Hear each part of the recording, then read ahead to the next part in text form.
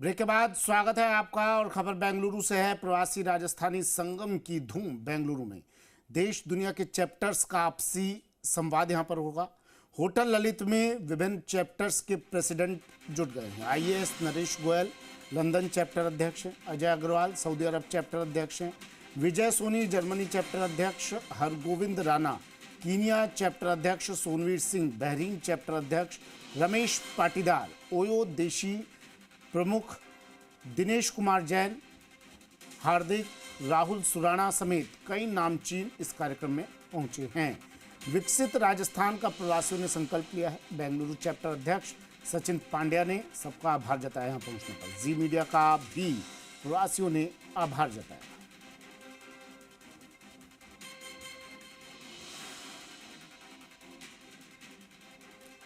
बाबूलाल धायल मेरे सहयोगी बेंगलुरु से सीधा जुड़ गए हैं हमारे साथ। बाबूलाल, तस्वीरें दिखाइए। बड़ी संख्या में कई बड़े चेहरे पहुंचे हैं आज यहाँ पर। क्या कुछ रंगत वहाँ पर और किस तरह की तस्वीरें आज? जी देखिए, चंद घंटे बचे हैं अब प्रवासी राजस्थानी संगम के शुरू होने में, और उससे ठीक पहले देश दुनिया के जो चैप्टर्स के अध्यक्ष हैं वो ठीक मेरे पीछे तस्वीरों में आप देख सकते हैं।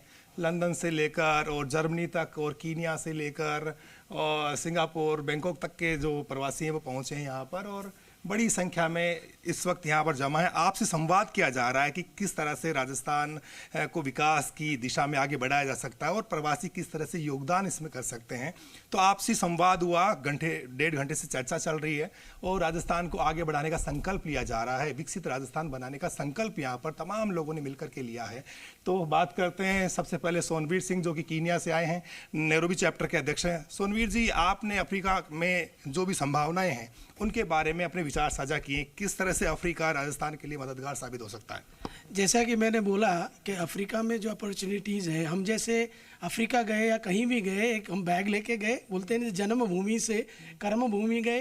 अब जब हम लोगों ने इतने बड़े एम्पायर अलग अलग खड़े किए हैं, तो अब टाइम है हम लोग कर्मभूमि से जन्मभूमि की तरफ जाएं। हम जन्मभूमि के लिए क्या कर सकते हैं, और ये जो राजस्थान फाउंडेशन ने जो काम किया है, पूरी दुनिया को राजस्थान से जोड़ा है, और इससे डेफिनेटली राजस्थान में नए इन्वेस्टमेंट होंगे और समाज के काम भी होंगे और हमारी कल्चर पूरी दुनिया में पहचानी जाएगी।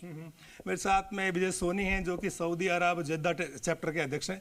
क्या सोनी जी, पेट्रो डॉलर आता था राजस्थान में और राजस्थान के प्रवासी बड़ी तादाद में गल्फ कंट्रीज में रहते हैं, किस तरह से आप सहयोग करने की सोचते हैं और किस तरह की संभावनाएं आप देखते हैं राजस्थान को आगे बढ़ाने की दिशा में? सर, एक चीज़ तो है, राजस्थान और सऊदी की भौगोलिक परिस्थितियाँ ऑलमोस्ट सेम है। वहाँ पे भी ऑयल है, यहाँ पे भी ऑयल है, ड्राइनेस है, यहाँ पे भी है। तो it makes a natural partnering opportunity दोनों साइड में। तो हम उस पर काम कर रहे हैं, काफ़ी इन्वेस्टर्स को हम लियर कर रहे हैं। आपको अभी यहाँ महंगी पड़ रही है चीज़ें, why don't you come to Rajasthan? Rajasthan is also going in same way. We were talking now for solar power. अभी भी 3.5 रुपये में पावर बिक रहा है। वहाँ से बंदे आएंगे 2 रुपये में भी पावर जनरेट करेंगे। That advantage we will get, but only question is वहाँ के लोग लैंड में इन्वेस्ट नहीं करेंगे। We are talking to government to give them land use करो, and we may have partnering module. Secondly, आप जानते हैं हाईएस्ट एम्प्लॉयमेंट जो इंडियंस का बाहर होता है आफ्टर यूएस इज सऊदी। वहाँ पे जो लेबर क्लास है उनकी काफ़ी अपनी समस्याएं हैं। तो हम उसमें कोशिश कर रहे हैं उनकी समस्याओं को कैसे हम ऐड वैल्यू कर सकें। तो इसमें जो अभी ई मित्र का फैसिलिटी दिया है, प्लस इन्होंने डेडिकेटेड सेंटर्स खोल रहे हैं सपोर्ट के लिए, इससे क्या होगा, वो लोग बहुत ही कनेक्टेड हो जाएंगे और I think anonymous opportunities will emerge. Ramesh Patidar Bahrain से आए हैं, क्या संभावनाएं हैं राजस्थान में जिनको आप एक्सप्लोर कर सकते हैं और यहाँ पर निवेश करा सकते हैं? यहाँ पर राजस्थान में ऑयल सेक्टर के अंदर संभावना है। मैंने इसके लिए वहाँ पर चैम्बर ऑफ कॉमर्स से और कुछ हमारे बहरीनी शेख लोग हैं बिजनेस में, उनसे मैंने अप्रोच किया है। अभी 15 दिन पहले हमने अप्रोच किया था, एंड डेफिनेटली हम उनको राजस्थान में लेकर आएंगे, क्योंकि राजस्थान में माननीय मुख्यमंत्री जी भजनलाल जी शर्मा जी की जो निवेश योजनाएं हैं और जो उद्यमियों को जो सपोर्ट कर रहे हैं, हमेशा वन स्टॉप सोल्यूशन वो दे रहे हैं। हमारे बीच में गोयल साहब यहाँ पर हैं, एट द स्पॉट, और इतने डायनेमिक अधिकारी जहाँ पर जिस सरकार में हैं वहाँ पे हम सब वहाँ पर उत्साहित हैं। और डेफिनेटली वहाँ से बहरीन से हम वहाँ के शेखों को भी लेकर आएंगे। वहाँ पे जो प्रवासी 21,000 प्रवासी राजस्थानी हैं तो उनको भी हम प्रेरित करेंगे। और डेफिनेटली हम राजस्थान, हमारी जहाँ मातृभूमि है, जहाँ हमारी जन्मभूमि है, उसके लिए हम प्रेरित करेंगे, उनको लेकर आएंगे। और राजस्थान में जो मुख्यमंत्री जी की जो योजनाएं हैं उनमें हम भी कंधे से कंधे मिलाकर साथ चलेंगे, ऐसा हमें सबसे रिक्वेस्ट। हमारे साथ आईएएस नरेश गोयल हैं। गोयल साहब कमिश्नर हैं एग्रीकल्चर के। ऐसा लग रहा है कि जो बेंगलोर में रहने वाले लोग हैं उनको, वो सब आपको परिवार का सदस्य मानते हैं। किस तरह से आप ग्राम के जरिए इन्वेस्टमेंट लाना चाह रहे हैं राजस्थान में, और बेंगलोर कितना सपोर्ट कर रहा है, यहाँ का जो चैप्टर है वो किस तरह से कनेक्ट हुआ आपके साथ में? एक्चुअली अभी जैसा आपको अवगत है, ग्लोबल राजस्थान एग्रीटेक मीट हुआ था अभी 2 महीने पहले। माननीय मुख्यमंत्री महोदय आए, सबसे इन्होंने किया, यहाँ के सदस्यों का एक उत्साह देखा। तो सचिन जी मिले, सीएम साहब से मिलके साहब से समय लिया, यहाँ की उपयोगिता बताई। तो बहुत सारे अपनी मातृभूमि से जुड़ने के लिए इच्छुक हैं, और साथ ही इनको जो फैसिलिटी चाहिए, जो अपने 35 लाख से अधिक के राइजिंग राजस्थान में एमओयू हुए हैं, जिस तरह से 40 से अधिक माननीय मुख्यमंत्री महोदय ने निर्देश किया और पॉलिसीज़ बनी हैं, ईज़ ऑफ डूइंग बिजनेस में बहुत अच्छा काम हो रहा है। हम जिला लेवल पे, राज्य लेवल पे मुख्यमंत्री महोदय, चीफ सेक्रेटरी महोदय की अध्यक्षता में रिव्यू मीटिंग्स हो रही है राइजिंग राजस्थान के जो एमओयू उनको लागू करने। तो इनको सबको हमने आमंत्रित किया है कि आप देखिए, इतना हम ईज़ ऑफ डूइंग कर रहे हैं, बहुत सुविधाएं हो रही है सारी, तो आप यहाँ आए, इन्वेस्ट करें। एग्रीकल्चर में किस तरह से आप एग्रीकल्चर के जरिए राजस्थान को विकास की दौड़ में कैसे आगे बढ़ा सकते हैं? सिर्फ ज़मीन है, पानी तो है नहीं, तो इसके लिए क्या आइडिया है सरकार के पास में? देखिए, मैंने अभी इनसे चर्चा हो रही थी तो एक कहा, मैंने कहा हमारे तो सोलर की खेती हो रही है, सबसे पहले तो उसी में ज़्यादा एमओयू हुए, वहाँ आइए। फिर फूड प्रोसेसिंग, और अब कल ही कैबिनेट ने, आपको ध्यान है, फूड प्रोसेसिंग और उसकी पॉलिसी आई है। तो बहुत सारी अनंत संभावनाएं हैं राजस्थान में। गोडाउंस में है, आपके जो फूड प्रोसेसिंग का हमारा बहुत बड़ा है, अभी अश्वगंधा में और शतावरी में हम बहुत बड़ा काम कर रहे हैं। तो इस तरह की फैसिलिटीज़ बन रही है। और माननीय मुख्यमंत्री महोदय, प्रधानमंत्री महोदय का आपको जैसे कि अवगत है कि प्राकृतिक खेती पे बहुत ज़्यादा जोर है। तो हम राजस्थान को प्राकृतिक खेती का हब बनाने की दिशा में भी इन सब से आग्रह कर रहे हैं कि आइए, स्वास्थ्य के हिसाब से भी, और जो इससे रिलेटेड चीज़ें हैं, जो सुविधाएं हम दे रहे हैं कि अगर आपने सोलर का भी कुसुम्बी में लगाना है या सोलर में कन्वर्ट करना है, तो बहुत ही कम शुल्कों पे आपका जो भूमि का रूपांतरण है वो भी हो रहा है। प्रवासी राजस्थानी संगम में आज आपकी ओर से आह्वान क्या होगा बंगलोर की जनता से, जो राजस्थान के जो लोग यहाँ पर रहते हैं, प्रवासी राजस्थानियों से किस तरह का आह्वान करेंगे आप? हम तो यही करें कि अपनी मिट्टी से जुड़ाव करें, पधारें हमारे देश, आए, इन्वेस्ट करें और अपनी मातृभूमि से जुड़ाव महसूस करें। और जो प्रशासनिक स्तर पे, राज्य स्तर पे जो सुविधाएं और जो ईज़ ऑफ डूइंग बिजनेस है, इनकी कई बार इन्वेस्ट भी करना चाहते हैं पर माहौल नहीं मिलता। तो हम लोगों से सबसे कनेक्ट इनको फील करा रहे हैं। हम खुद भी तुरंत इनके, अभी जैसे इन्होंने बेंगलोर चैप्टर ने एक कहा कि साहब हमें ई मित्र की फैसिलिटी मिल जाए तो हम वहाँ की सुविधाएं इनके परिवारजन है और है वो करें। तो माननीय मुख्यमंत्री महोदय के निर्देश पे सेम डे हमने ई मित्र राजस्थानी फाउंडेशन को ही, यहाँ पे बेंगलोर को ही ये दे दिया कि भैया आपके नाम से ही है। तो अभी बहरीन से भी आपका आग्रह है कि वहाँ भी खोलो। तो ये एक छोटी सी एक टोकन ऑफ जेस्चर है कि हम आपकी जो चीज़ें होती हैं उनसे हम कनेक्ट फील करें। अभी सचिन जी जब भी आते हैं तो हमारे सारे अधिकारी कहाँ गए, उनका स्वागत करने के लिए तैयार रहते हैं। तो ये छोटी छोटी चीजें हैं जिनसे कनेक्शन फील होता है। अजय अग्रवाल है, लंदन से आए। अजय जी, ब्रिटेन से राजस्थान की दूरी तो बहुत होगी लेकिन दिलों में बहुत नज़दीकियाँ हैं। तो किस तरह से आपकी कोशिश है कि ब्रिटेन वाले भी वहाँ पहुँचें और राजस्थान में पैसा निवेश करें और यहाँ के विकास में योगदान दें? जी बिल्कुल। देखिए, यूके और इंडिया की हिस्ट्री तो किसी से छुपी नहीं है, राइट। बहुत सारे बिजनेसेस हैं जो इंडिया से यूके गए हैं और यूके से इंडिया भी आए हैं।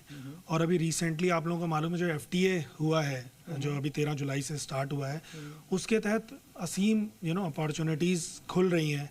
और अभी उसमें देखना है कि हम उसको राजस्थान को कैसे उसके अंदर शामिल कर सकते हैं, क्योंकि राजस्थान के पास भी बहुत सारी असीम संभावनाएं हैं अलग अलग सेक्टर्स में। यूके में तो हैं ही, जैसे यूके में R&D का काफ़ी है, research and development, specially medical research का। इसके अलावा IT का बहुत बड़ा हब है, और यहाँ पे मैं 1-2 लोगों से मिला भी हूँ जिनकी IT कंपनीज ऑलरेडी राजस्थान के लोग हैं, उनकी ऑलरेडी वर्किंग कर रही हैं। इसके अलावा एग्रीकल्चर का काफ़ी सारा स्कोप है, और एक्सपोर्ट का भी बहुत सारा स्कोप है। यहाँ के फ्रूट्स ऑलरेडी जाना शुरू हो गए हैं यूके में। सो जो FTA को यूटिलाइज करके हम राजस्थान गवर्नमेंट के साथ मिलके हम कैसे काम कर सकते हैं कि राजस्थान बिजनेसेस को हम हेल्प कर पाएँ अपना एस्टैब्लिशमेंट करने में यूके में। सो आई थिंक वो हमें एक्सप्लोर अभी करना पड़ेगा, क्योंकि FTA बहुत नया है और थोड़ा समझना पड़ेगा और थोड़ा राजस्थान को उस पिक्चर में लेके आना पड़ेगा। तो वही मेरी कोशिश रहेगी। अमेरिका ने टैरिफ बहुत ज़्यादा लगा दिया, अभी 18% पे थे, अब तो वहाँ पर 100% तक की संभावनाएं जताई जा रही। तो ऐसे में क्या फ्री ट्रेड एग्रीमेंट जो ब्रिटेन के साथ में है, क्या आपको लगता है अब ब्रिटेन में संभावनाएं ज़्यादा हैं कमाई के लिए भी और यहाँ से जो एक्सपोर्ट करने के लिए भी? सर देखिए, जो ये टैरिफ है ये तो उनका अपना डिसीजन है और ये सब चलते रहेंगे, है ना, ये पॉलिटिकल और जो भी होता है। लेकिन UK is quite open at the moment. अभी जो यूके की जो अभी करंट गवर्नमेंट है या प्रीवियस गवर्नमेंट ने जो भी काम किया है, और जो FTA पे जो उन्होंने डिफरेंट अपॉर्चुनिटीज़ कोशिश की हैं कि हम इंडियन बिजनेसेस को दें, उसके तहत बहुत सारी अपॉर्चुनिटीज़ हैं, और डेफिनेटली उसका टैरिफ से कोई मतलब नहीं है, और उससे संभावनाएं तो बहुत खुलेंगी। बस ये एक्सप्लॉइट करने की ज़रूरत है।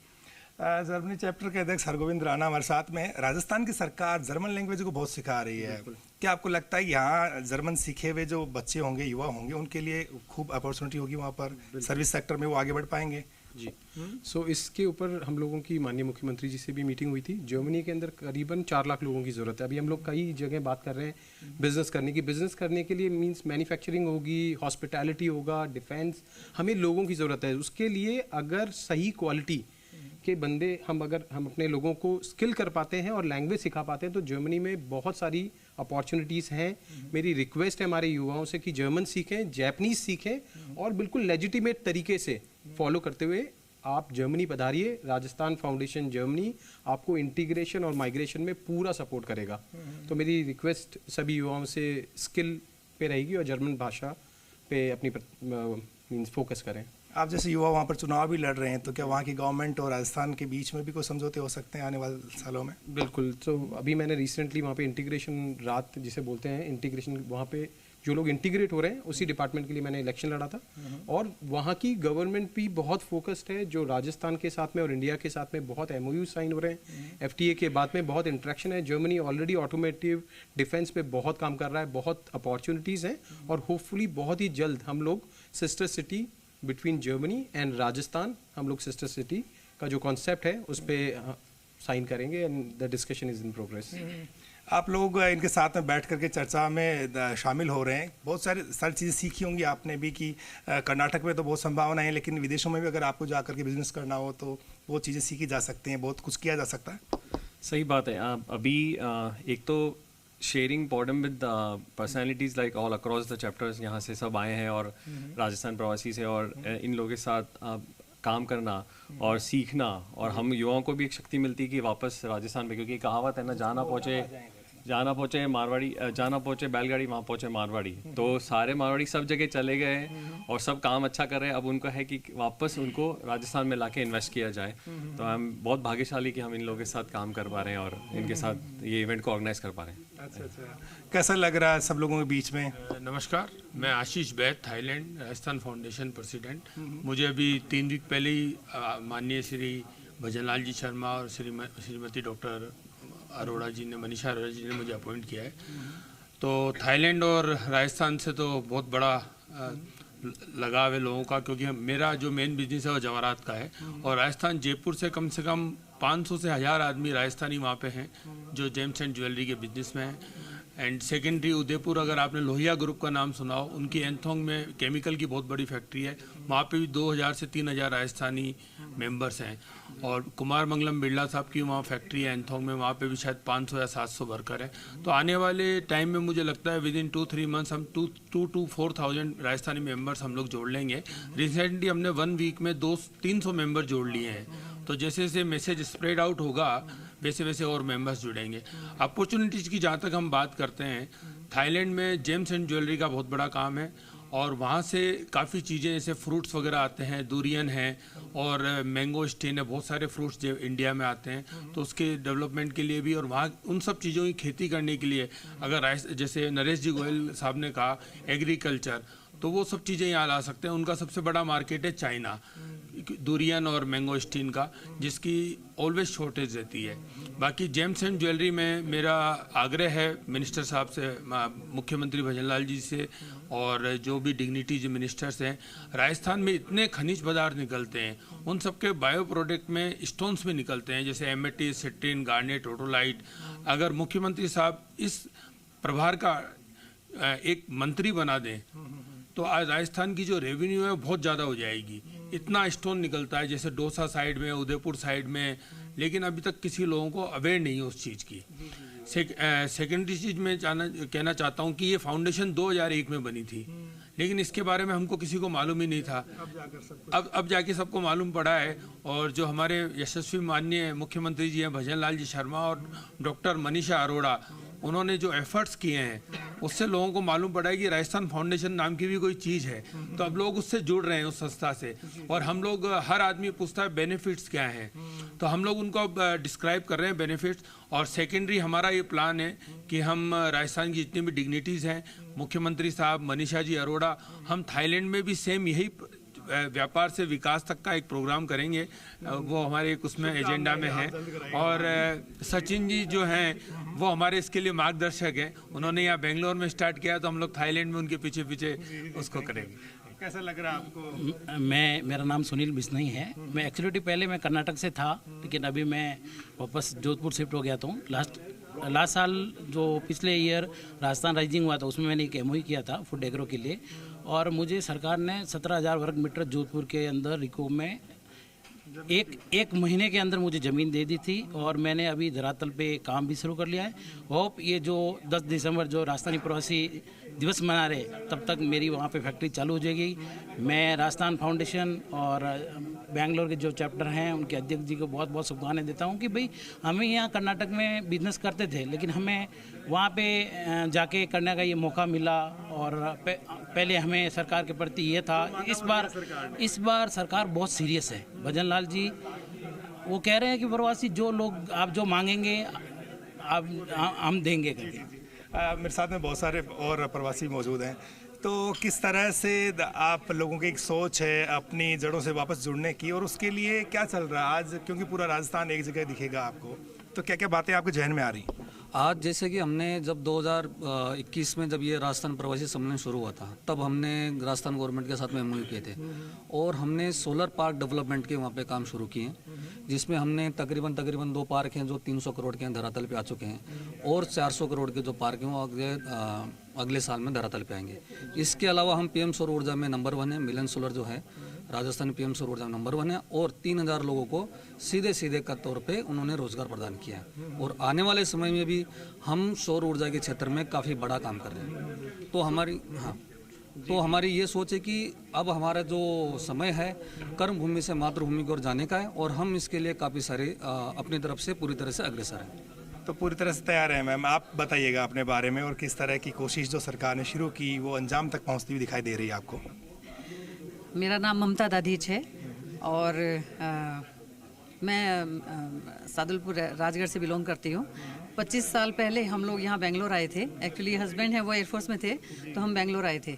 यहाँ पर मैंने टीचिंग जॉब किया 12 साल और बच्चों को पढ़ाया लिखाया। उसके बाद में हमने एक आईटी कंपनी भी खोली, Ind Global Digital Private Limited के नाम से। यहाँ पर लोगों को 70 से 100 लोग हमारे उसमें ऑफिस में थे, बट कोरोना में हमने उसको शट डाउन किया, और उसके बाद वर्क फ्रॉम होम चल रहा है अभी। एक उसकी जो ब्रांच है वो दुबई में भी हमने खोल रखी है, एक जयपुर में भी है, मानसरोवर में जुड़े हैं। और उसके बाद जब हम थोड़े बूढ़े हो गए तो बच्चों को वो सौंप दी कंपनी। अब हमने क्या किया, बेंगलोर में लोगों को देसी गाय का दूध, घी और मिले, तो उसके लिए हमने राजस्थान से मंगवाई हैं राठी और साहिवाल और गायें, और वहाँ पर नंजापुरा में अपनी स्वर्णिका ऑर्गेनिक फार्म्स है, तो उसमें 40-42 गायें हैं। कल ही एक पैदा हुआ इसलिए 42 हो गए अभी। जी। तो हम चाहते हैं कि राजस्थान सरकार गायों के लिए कुछ करे। एक्चुअली मुझे गायों से बहुत प्रेम है, तो मैं चाहती हूँ कि गायों के लिए, नंदियों के लिए कुछ करें। हमारे गौशाला में 11 नंदी हैं, तो लोग पूछते हैं कि आप दोगे क्या, तो मुझे तो रोना आ जाता है। मैंने कहा नहीं, एक भी मेरे गौशाला से बाहर नहीं जाएगा, भगवान उनकी रक्षा करेगा और वही देखने वाला है। तो यहाँ पर सचिन जी के माध्यम से ऑल ओवर इंडिया से जो आए हुए हमारे भाई हैं, उनको देखकर मुझे बहुत ज़्यादा अपार खुशी हो रही है। और मेरा उनसे रिक्वेस्ट है कि रियली जो दुनिया है वो पूरी गोल है, जहाँ से हम शुरू करते हैं वहीं पर आकर वापस हमको कुछ न कुछ करना पड़ता है। तो मैं बहुत सालों से चाहती थी कि मैं अपने राजस्थान के लिए, अपने गांव के लिए कुछ करूं, तो आज समय आ गया है। और सचिन भाई को बहुत बहुत धन्यवाद कि उन्होंने मुझे यहाँ से जोड़ा। और मैं चैप्टर में एक ट्रेजर के रूप में हूँ अभी, महिला विंग में। और मैं चाहती हूँ कि जो राजगढ़ में गौशाला है, एक अपने भाई चला रहे हैं, तो उन्होंने जब हमारी गौशाला यहाँ पे देखी तो उन्होंने बोला कि आप हमारी भी गौशाला हैंडल करो, ऐसा ही सेटअप वहाँ पे करो। तो मेरी इच्छा है कि मैं वहाँ जाकर करूँ। और सभी से, मुख्यमंत्री जी से मेरी प्रार्थना है कि मेरा पूरा सहयोग करें इसमें वो। Thank you. आपके बारे में बताइएगा और किस तरह से आपकी सोच है अपने प्रदेश के प्रति। मैं एकता, और हमारा यहाँ पर एक होम टेक्सटाइल्स ब्रांड है, ओक एंड लिली। और हम यहाँ बैंगलोर में होम टेक्सटाइल्स अभी हम साउथ से करते हैं, पर हमारी इच्छा है कि हम राजस्थान के साथ जुड़े। बगड़ू एक बहुत फेमस गांव है वहाँ पर राजस्थान में, जहाँ पर होम टेक्सटाइल्स का, ब्लॉक प्रिंटिंग का बहुत काम होता है। और जैसे मोदी जी बोलते हैं कि एक हैंडलूम ज़रूर खरीदना है, तो आई थिंक अपने सेक्टर को हम वैसे बढ़ा सकते हैं, अपने ब्रांड के साथ जोड़ने की हमारी इच्छा है कि हम ऐसे छोटे छोटे बहुत सारे गांव हैं राजस्थान में जहाँ पर बहुत हैंडलूम का, ब्लॉक प्रिंटिंग का काम होता है, और हम ऐसे लोगों को जोड़ के अपने ब्रांड के साथ आगे बढ़ना चाहते हैं। आपको क्या लगता है, ये सरकार ने जो पहल की और सब लोग कनेक्ट हुए आपस में, राजस्थान और बेंगलोर की दूरियां खत्म हो गई एक तरह से, तो अब आपको क्या लगता है कि और क्या क्या चीज़ें होनी चाहिए? बहुत कुछ हो रहा है जब से मोदी जी आए हैं, तो लास्ट 12 साल में बहुत कुछ चेंज हुआ है। अभी माननीय मुख्यमंत्री जी भजन लाल जी भी बहुत इनिशिएटिव ले रहे हैं। मैं आईटी में हूँ, 10-12 साल यूके में भी था, यहाँ इंडिया में आके थोड़ा दिन सर्विस किया, फिर दिन लास्ट 8 ईयर्स से मैं आईटी सर्विस में हूँ। और चलिए सीधा लिए चलते हैं आपको जयपुर तिरंगा रैली में मुख्यमंत्री भजन लाल